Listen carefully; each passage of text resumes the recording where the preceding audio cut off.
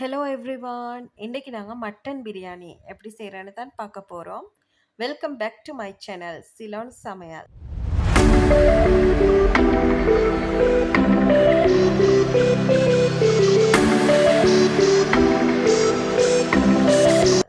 இதுக்கு தேவையான பொருட்கள்: வெங்காயம், கருவேப்பிலை, ரம்பை, இஞ்சி, வெள்ளைப்பூடு, தக்காளி, அடுத்தது கொஞ்சமாக ஆட்டு இறைச்சி, கத்திரிக்காய், கிழங்கு, ஒரு யோகட், அடுத்தது ஒரு சிக்கன் கியூப், ஏலக்காய், பட்டை, இதெல்லாம் தான் தேவை.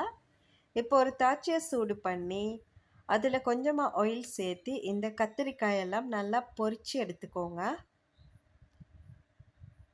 ஒரு பொன்னிறம் வரும் வரைக்கும் இந்த கத்திரிக்காயை நல்லா பொரித்து எடுத்துக்கோங்க. அடுத்தது அதே ஆயிலில் கிழங்கு, நாங்கள் ரவுண்ட் ஷேப்பில் கட் பண்ணி வச்சுக்கிற கிழங்கு, இதையும் பொரித்து எடுத்துக்கோங்க. இப்போ கத்திரிக்காய், கிழங்கு இது ரெண்டையும் பொரித்து ஒரு பக்கமாக வச்சுட்டு ஒரு ப்ரெஷர் குக்கரில் கொஞ்சமாக ஆயில் சேர்த்து ஏலக்காய், பட்டை இது ரெண்டையும் சேர்த்து வதக்கி எடுத்துக்கோங்க. அதோடையே நாங்கள் வெட்டி வச்சுருந்த வெங்காயம், இதுக்கு நீங்கள் ஒரு 3 வெங்காயம் மாதிரி சேர்த்துக்கோங்க.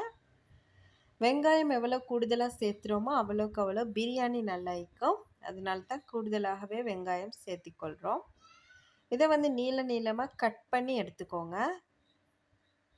இப்போ இந்த வெங்காயம் நல்லா பொன்னிறம் வரும் வரைக்கும் வதக்கி எடுக்கணும். நீ இப்போ தான் எங்களோட சேனல் ஃபஸ்ட் டைம் பார்க்குறேன்னு சொன்னால் மறக்காமல் சப்ஸ்கிரைப் பண்ணி வச்சுக்கொள்ளுங்க. அடுத்தது வெங்காயம் வதங்குற டைமில் கருவேப்பிலை, ரம்பை இதையும் சேர்த்திக்கொள்வோம்.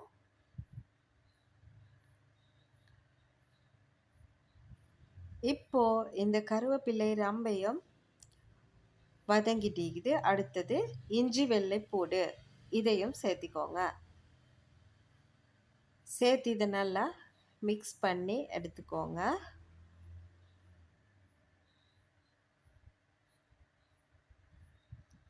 இப்போ இதெல்லாம் நல்லாவே வதங்கிருச்சு. இப்போ நாங்கள் கட் பண்ணி வச்சுக்கிற தக்காளி, இதுக்கு நீங்கள் 2 தக்காளி சேர்த்துக்கொள்ளணும். தக்காளி சேர்த்துக்கொள்றதால பிரியாணி மிச்சம் காஞ்ச தன்மை இல்லாமல் வரும். அதனால தான் நாங்கள் தக்காளி சேர்த்துக்கொள்கிறோம். அடுத்தது பிரியாணியில் ஒரு நல்ல புளிப்பு சுவை நல்லாவே இருக்கும். இப்போ சிக்கன் கியூப்பில் 1 சேர்த்திக்கொள்கிறேன். நீங்கள் இதுக்கு யோகட்டும் சேர்த்திக்கொள்ளலாம், தயிரும் சேர்த்திக்கொள்ளலாம். நான் தயிர் இல்லைன்றனால ஒரு யோகட் சேர்த்திக்கிறேன். தயிர் இருந்தால் நீங்கள் ஒரு 2 டேபிள் ஸ்பூன் இல்லாட்டி ஒரு 3 டேபிள் ஸ்பூன் மாதிரி தயிர் சேர்த்து எடுத்துக்கோங்க. இப்போ இதில் நான் கொஞ்சமாக மஞ்சள் தூள் சேர்த்திக்கொள்கிறேன். அதோட பிரியாணி மசாலா, சக்தி பிரியாணி மசாலா தான் நான் சேர்த்துவேன். அதில் ஒரு 2 கரண்டி சேர்த்திக்கிறேன். அதோட மிளகாய்த்தூள், மிளகுத்தூள், மல்லித்தூள் இதெல்லாம் சேர்த்திக்கோங்க. இப்போ நாங்கள் எடுத்து வச்சுக்கிற இந்த ஆட்டு இறைச்சியை போட்டுக்கொள்ளணும். அதோட தேவையான அளவு உப்பு சேர்த்திக்கோங்க. இப்போ இதெல்லாம் நல்லா மிக்ஸ் பண்ணி எடுத்துக்கோங்க. இப்போ நான் இதுக்கு கீரி சம்பா அரிசி தான் எடுத்திக்கிறேன். கீரி சம்பா அரிசி 1 கப் சேர்த்துறேன்னு சொன்னால் 2 கப் தண்ணி சேர்த்திக்கோங்க.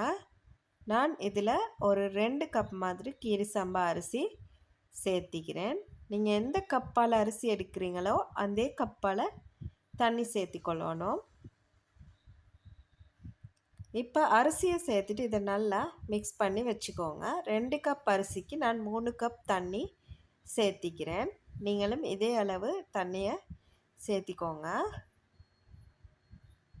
இப்போ இதெல்லாம் நல்லாவே பரட்டி எடுத்துக்கொள்ளணும்.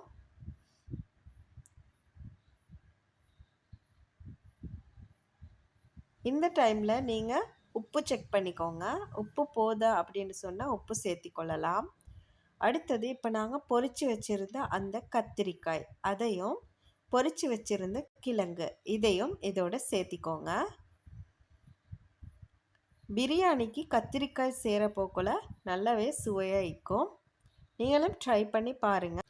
பாய் பாய்.